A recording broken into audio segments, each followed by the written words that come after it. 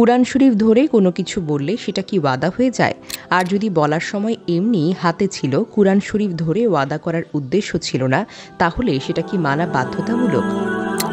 যে কোনো ধরনের ওয়াদা, অঙ্গীকার, শপথ বা চুক্তি পূরণ করা ওয়াজিব।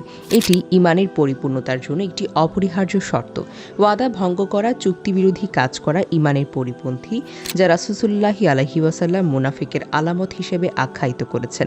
আর কুরআন শরীফ ধরে কোনো কিছু বললে প্রচলনে সেটাকে কেবল ওয়াদা নয়, বরং শপথ হিসেবে বিবেচনা করা যায়। সুতরাং যদি তা বৈধ বিষয় হয়, তাহলে পূরণ করাটা বাধ্যতামূলক হবে।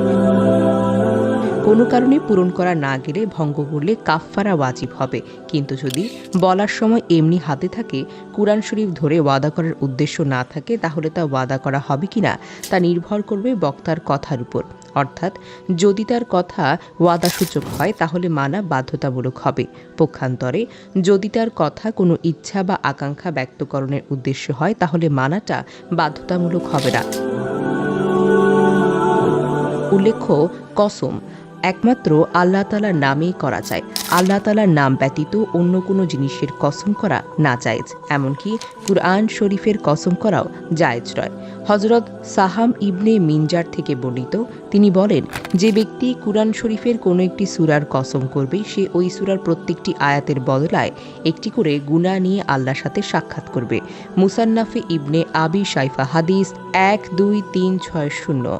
তবে নাজায়ে হলেও কুরআন মজিদের কসম করে কসম সংগঠিত হয়ে যায়। আর কসমের কাফফারা হলো ১০ জন মিসকিনকে ২ বেলা তৃপ্তি সহকারে খানা খাওয়ানো, অথবা প্রত্যেককে এক জোড়া কাপড় দেওয়া। আর তা সম্ভব না হলে এক নাগারে ৩ দিন রোজা রাখা। বাদাইউস সানায়ে ৩/৬৩, আল বাহারুর রায়েক ৪/২৮৬, ফাতাওয়া হিন্দিয়া ২/৫৩।